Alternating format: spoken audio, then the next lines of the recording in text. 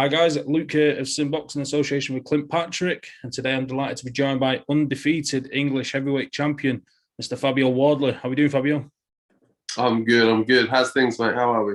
Yeah, I'm all good, thanks. No complaints. So first and foremost, we've got the big fight coming up with Eric Molina. It takes place a week Saturday, soon come around. But firstly, we had the delay in the date. How's that affected you with camp and training again? I'm guessing you was tapering down with camp and whatnot, and now you've had to kind of tick over a little bit more. Was that a problem at all ahead of the fight? It's never ideal. Don't get me wrong. It's never an ideal situation, but it wasn't a problem. To be honest, very early in my career, way before like big fights with Matchroom and blah blah blah, I had a lot of cancelled fights, delayed fights, stop-starty kind of things. So me and the team have kind of built a calluses, a resilience to that, of just a comfort level with it of, okay, cool, just keep moving. We know what to do. We know how to handle this. So you analyze it, you see how big the gap is kind of in change, and you work it from there. So yeah, we were at the point where we were peaking. So it's a difficult one that you kind of have to manage quite delicately, to take a bit of time to let your body taper down a bit, but then not too much that you go the wrong way, and then pick it back up again, ready for the new fight day. But I think we've done that pretty well, and I'm feeling good and feeling in great shape. Good to hear. So it sounds like a fine balance in that there. But in the opposite corner, it's Eric Molina, a former two-time world title challenger, but somewhat of a heavyweight gatekeeper now. Young prospects like Filip Hrgovic and yourself going in against him. But, on his day, he's still very experienced. And in heavyweight boxing, we all know one punch can change a fight. So what's your thoughts, firstly, on Eric Molina and the challenge he poses? Yeah, don't get me wrong, he's no mug. He's not. It's very obvious. He's not the Eric Molina of 5-6 years ago, and he's not in his prime years anymore. He is at the back end of his career. But at the end of the day, one is the heavyweight division. Only takes one punch, and he's extremely experienced. He's competed at the highest level in boxing for 5+ years now, something like that. So he knows his way around, and he knows his way around the ring as well. And he'll know how to he'll do his best to kind of manage a prospect like me in the ring, bully me, kind of old man me, and work through his knowledge and use that experience to his advantage. So I'm looking forward to the challenge. Absolutely. So obviously with your lack of professional experience in comparison with someone like Eric Molina, I'm sure that's something he's going to be banking on, to try and drag you into the trenches and make it, maybe a few rabbit punches or holding on a bit too long and kind of, make it a bit of a dogfight, if you like. Do you think you'd be prepared for that kind of fight? Yeah, of course. We're prepared. We're prepared for all eventualities. We've sparred with. I've been fortunate to spar a variety of different people that bring different elements, different games and things. I never like to spar kind of one particular style or one particular person all the way through camp. I like to keep it quite varied, because as much as someone's style is pretty much the same throughout, they can vary from night to night on certain fights, and certain events bring different type of fighters out in people. So you're not always 1,000% sure on kind of what type of Eric Molina we may get. So he may just run full steam at me. We'll see. But I'm prepared, and I'm ready for all different ways he thinks he can do it. Exciting. It promises to be a good fight. Of course, we're on the road. It's going to Gibraltar, and there's the hope that there's going to be some fans present, Fabio, which is a welcome return to see some fans in the arena again, given that your last couple of fights have been behind closed doors. Yeah, definitely. I think we're scheduled to have 500 fans in Gibraltar, which is 500 fans better than nothing. It really is, because the fight camp fight I did was fine. It was okay, even with no fans. It was a little bit weird, but there was because it was outside, there was a bit more ambient noise. It was quite close to a main road, so there was cars, and there was just stuff going on. But the Wembley one we did was very weird and almost unsettling, because it was so quiet. You could literally hear every breath of the fighters. It was very, very strange. So just to have some general kind of background noise will be nice, and just to have the fans back. It's just such a buzzy feeling, like watching some old fights back. It seems so weird now, like to watch, and you see thousands of people in the stands and stuff, and you're just like, oh, that's how it used to be, like the good old days kind of thing, of the way of looking at it. So yeah, I'm really buzzing just to have something back there. Yeah, absolutely. You know, to go off subject, but even when I'm playing PlayStation at home and I'm playing FIFA, and you see fans in football stadiums, Yeah, it almost looks bizarre now, and that's kind of scary in a way that we're getting it's weird, isn't it? to the new normal, if you like. Yeah, hopefully that fades out very quickly when we get into this better part of coming out of lockdown with the vaccine and everything going on. That becomes less of a norm, and we get back to those big crowds, those big events, and massive people. But yeah, I'm the same thing. Like when I'm playing FIFA and stuff, I'm like, oh, there's the crowd and they're running. There's people touching and hugging. Or when I'm watching like old TV programs and stuff and things like that, and they hug, or there's big crowds or old documentaries and things, I'm like, what is going on? I'm like, oh yeah, it's like it's such a weird feeling of how all this has done this to us. But hopefully we're on the back end of it all now, and we'll get some normality back soon. Absolutely. So moving forward across this weekend, what's the process with travelling out to Gibraltar? What have you got lined up, and what's Eddie got everyone doing ahead of flying out? So I've still got a session or two. What day are we on? Friday today. I've still got a couple of sessions I need to do. Just taper down ones, just finishing touches, little bits and bobs. But in terms of travel, so everything gets started on Tuesday. So early Tuesday morning, I've got my COVID test booked in down at the Hilton, London Wembley. So I'll go there, arrive, get tested immediately, go straight to my room and have to do the usual day's worth of quarantine. Wake up in the morning, fingers crossed, negative test. Happy to, and me and the team and everyone involved is all negative. And we're all able to fly to Gibraltar. So we'll all be flying to Gibraltar on the same plane, same chartered plane together. Everyone will be there, from the fighters to the matchroom staff to the security, just everyone will all be on the same plane. We'll fly over, we'll land in Gibraltar, we'll get our bits and bobs and make our way to the boat. I keep saying that's quite an underselling of it. It's a yacht, but I keep calling it a boat and I'm underselling it a bit. But and then, yeah, we'll get there, arrive there, and then that will then become our quarantine space of, we'll have X amount of decks that are ours.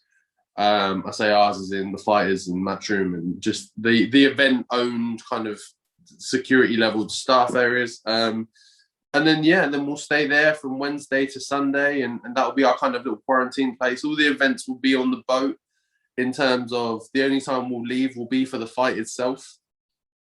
On obviously Saturday evening will be the time we come off, and when we go to the arena, the venue, and then it's back to the boat and then fly home on Sunday.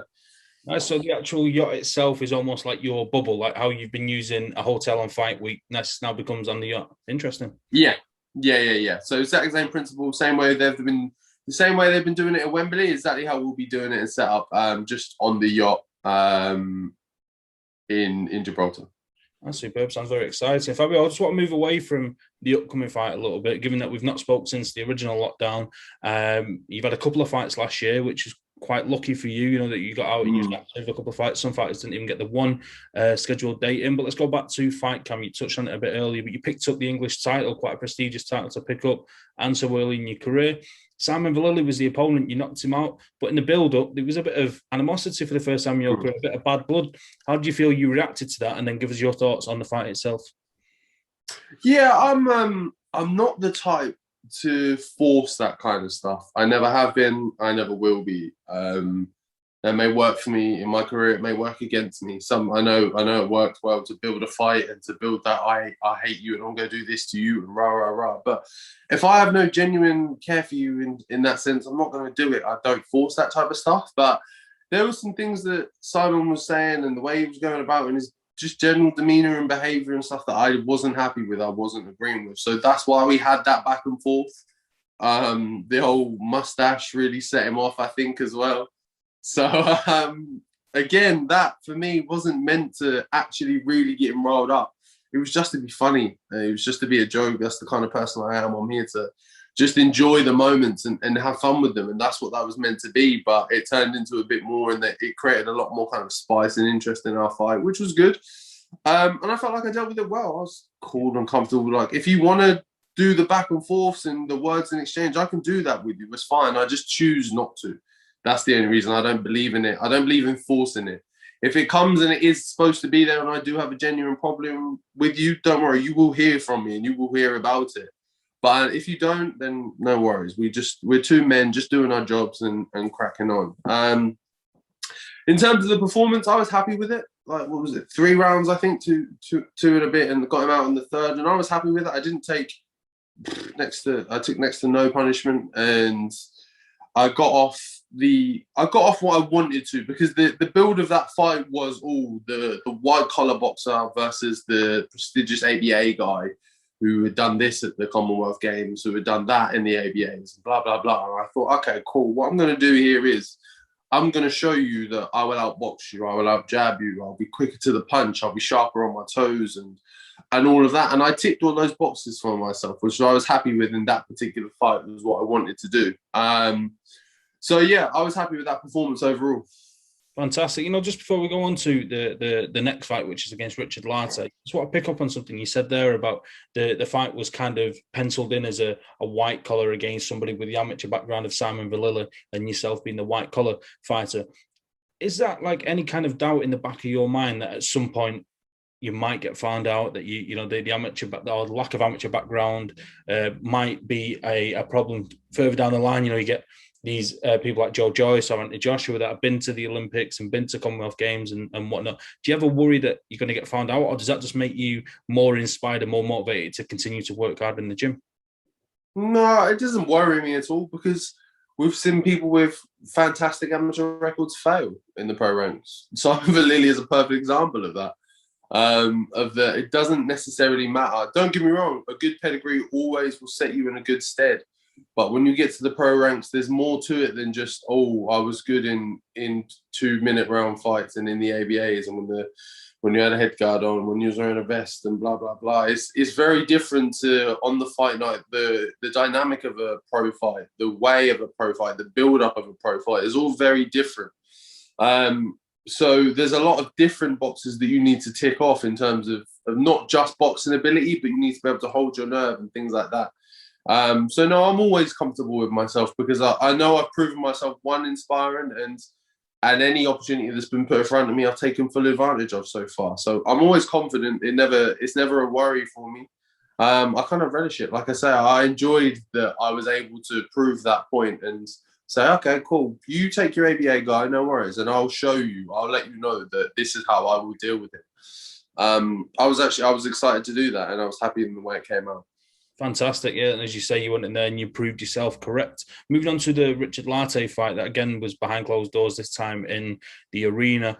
A bizarre fight with Richard Lartey. You're not quite sure what you're going to get with him. Of course, he had that fire fest with Daniel Dubois, and then he kind of stunk the place out with Nathan Gorman, if we're being honest. So we was unsure what was going to get with yourself. But then the part that I want to pick up on first was the ring walk. When you're backstage, you're waiting to make your way to the ring, and his ring walk probably lasted longer than what he lasted in the ring, with all due respect. What was going through your mind at that point? Was anybody making you aware of what was going on, or was you just waiting and waiting for your moment to walk out? Yeah, so there's I guess, I don't know what his appropriate title would be, but I call him the timekeeper or the showrunner, whatever. He's a guy backstage basically who lets you know you're on in 5 minutes, you're on in 2 minutes.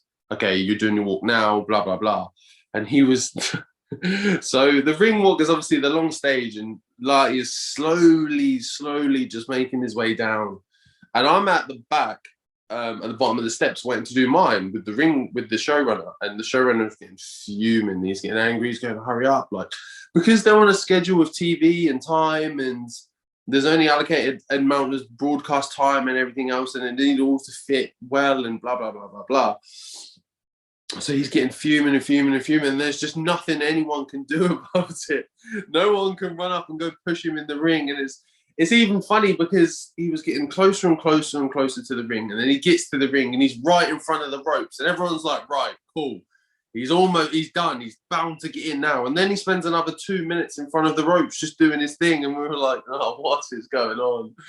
But yeah, it's just one of those bizarre moments that you just kind of I just had to keep like standing on my toes and bouncing, checking every 2 seconds. Is he done yet? No. All right, kind of little shadow, little move, keep light, keep warm, blah, blah, blah, blah, blah. So yeah, it was a weird one, but it's all experience. It's all going to happen. You're going to get all sorts. So yeah, it was quite entertaining.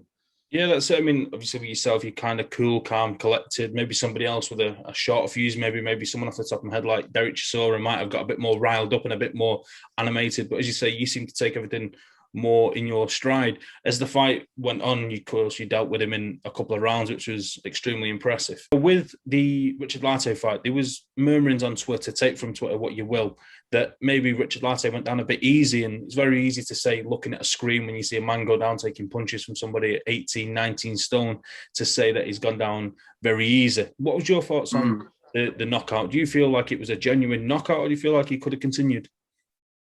I felt like it was a genuine knockout. I felt the punches connect. Like, there's no two better people in the ring to tell you how that went other than me and him. And I felt the punches, and it wasn't just those punches. It was the setups. I stung some good, nice, strong jabs just straight down the pipe, almost similar. Like they're like almost right hands, just because they were strong and stiff, and I just pumped them through, and another and set it up, and then I feinted one of those, which you see brought his guard to the front of his face, and then I went to the both sides of his head and just rattled his head left and right, and down he went. So yeah, I see all those little bits and that come after, but you see it with everything from, like they were saying, the Wilder and Fury fight, there was glove tampering, and you see all of it. It's you go to Twitter and you're going to see everything on there, or where just social media in general. It is what it is. It comes with the game. Like, what can I do? What do you want me to do with it? Like, there's nothing. All I do is I turn up, I do my job, and I go home. That's it. And I was happy with the performance. It's like everybody loves a conspiracy theory at the end of the day. Everyone wants it to be more than it is, not just, oh, actually, he did knock him out. That's all you had to say. Just, oh, actually, nah, to be fair, he did get him out of there. That's it. There's nothing more, there's nothing less. It's that simple. So, yeah, I did see those things, but it is what it is. They come with the game. There's always going to be something. Absolutely. So after that fight, there was rumours and back and forth with a certain Lucas Browne, the Australian former regular WBA heavyweight champion, a fight that was heavily rumoured. At some points felt like it was on the verge of happening. Ultimately, it never did, Fabio. I can see by the look on your face here that you're not too amused with the whole situation. But in your words, why did the Lucas Browne fight not happen? In a very short answer, because he's a pussy, to be honest. He just... There's the thing is with some people, he seems to have an extremely high estimation of himself compared to where he's actually not just ranked in the world, but judged by the boxing public itself. He was very diva-ish. There was a lot of demands, a lot of requests, and a lot of he was so hot and cold with it, which was so weird that we tried to make it for the November fight.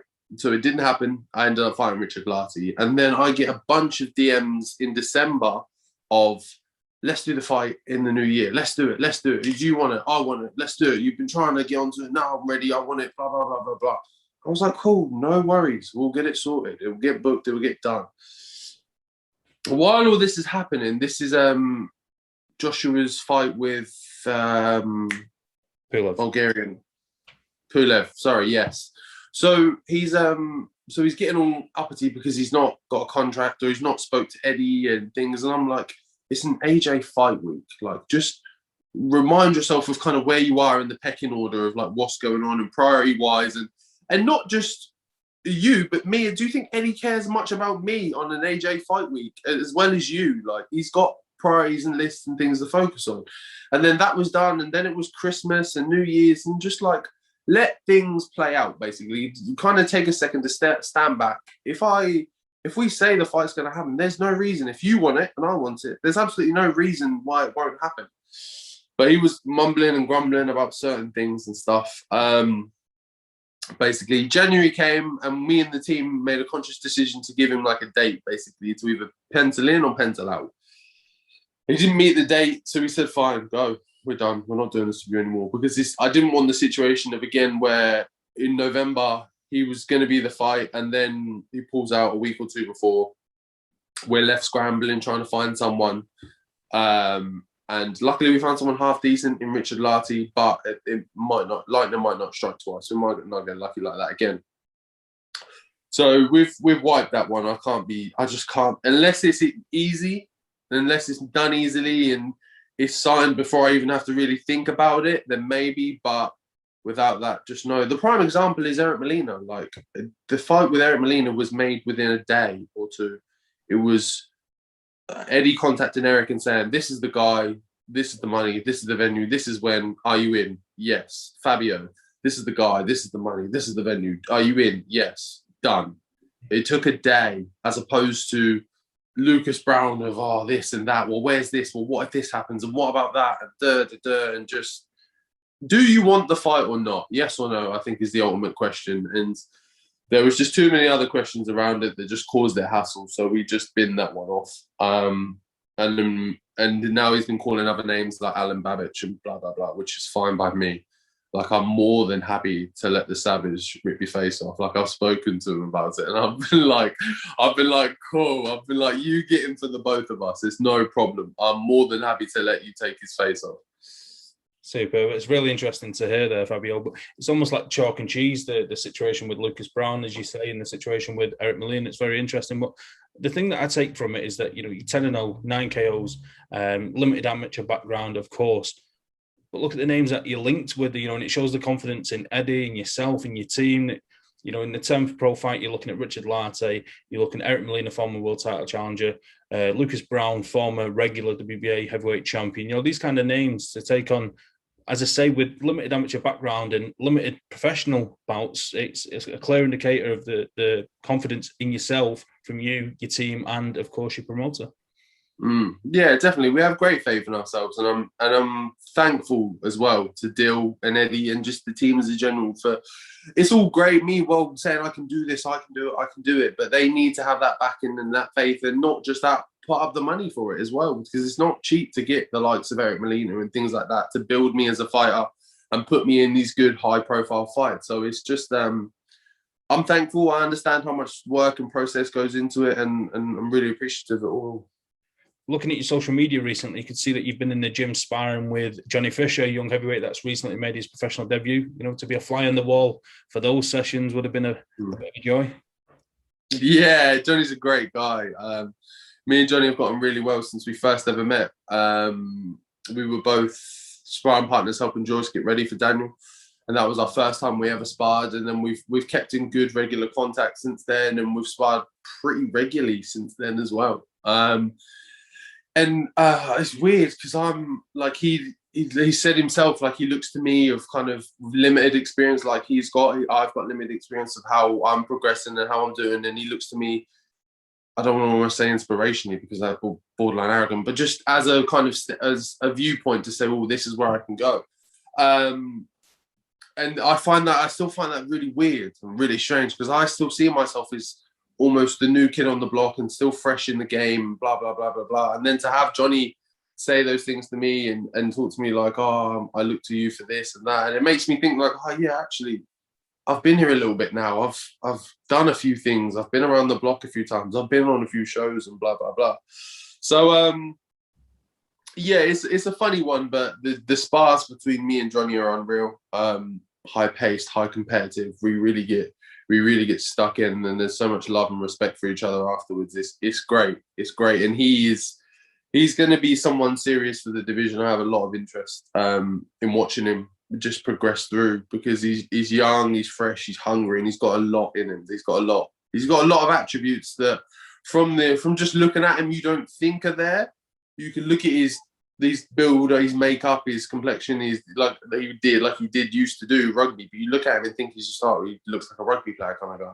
But he's quick, he's good in his feet, he's good, puts his combos together well.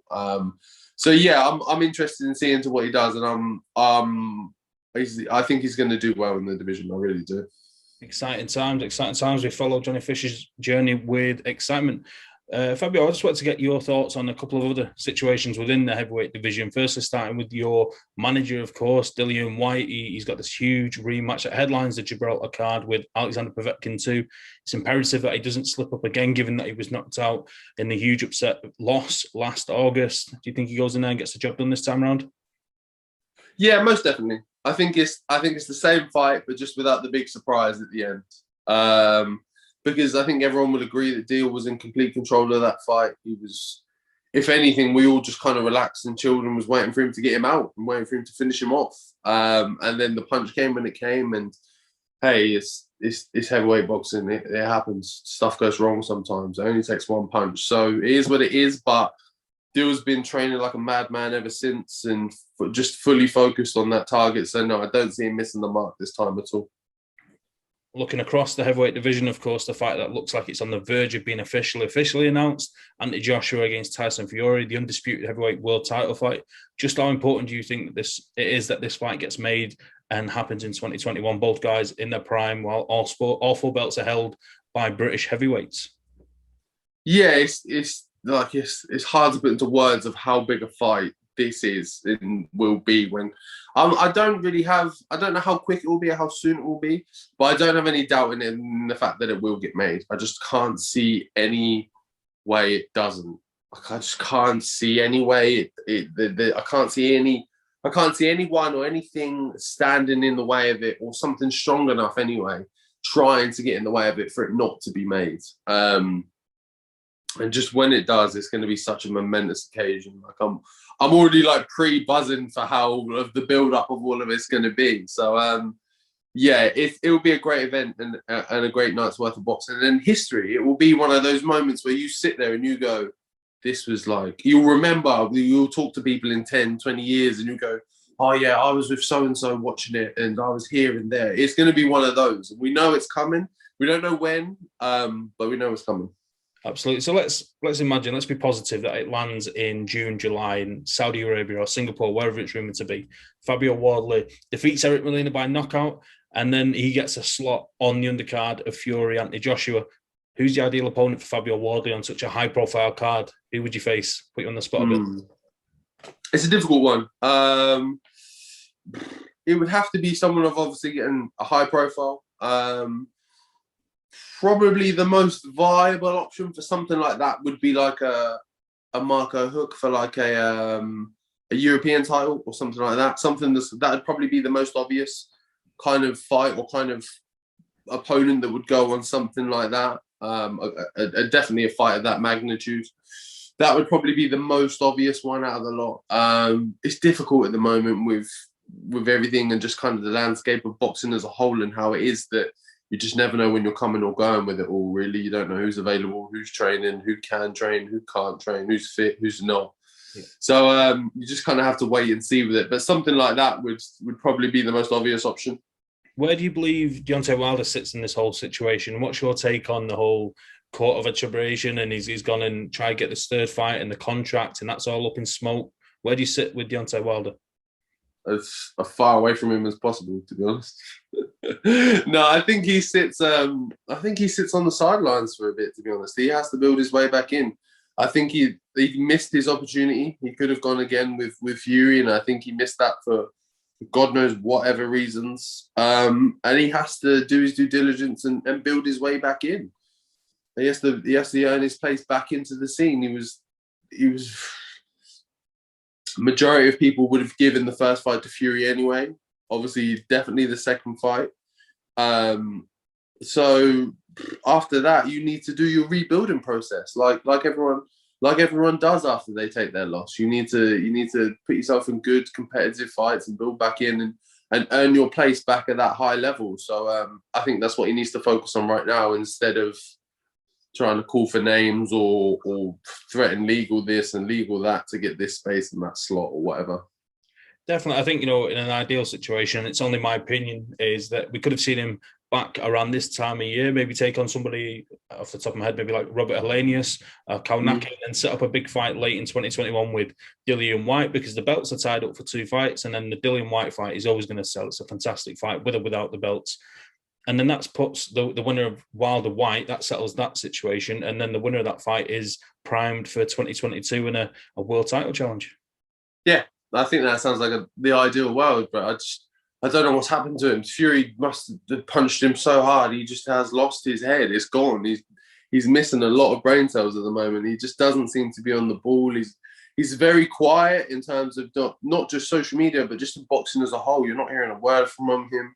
No one's seeing him training. No one's seeing him sparring. No one's seeing him do anything. So it's a strange one. It really is a strange one, because don't get me wrong, there's still a lot of massive fights for him to be made. It'll always be an interesting watch. because it only takes one punch either way for either him to go or his opponent to go.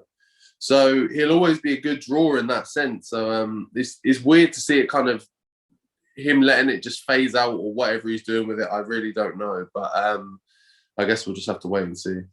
Definitely. So there's a few fights in the heavyweight division that we could go through, but the final one that I want to get your opinion on is as a result of the situation with Joshua and Fiore, that leaves Alexander Usyk needing an opponent, and it looks very likely it's going to be Joe Joyce. Do you think Joe Joyce is the man to solve the Usyk riddle? If there was ever a man to do it, I think Joe Joyce is the man to do it, because the problem with Usyk is the problem with him is that he has just such a consistent work rate and engine is that makes it so difficult for heavyweights to compete with. They may take the early rounds like you saw with the Chisora fight, but eventually they slow, they're heavier, they're not used to that level of frantic kind of pace and the movement of someone in front of them who's just constantly on their toes, as well as being a southpaw, as well as being very evasive, being very awkward.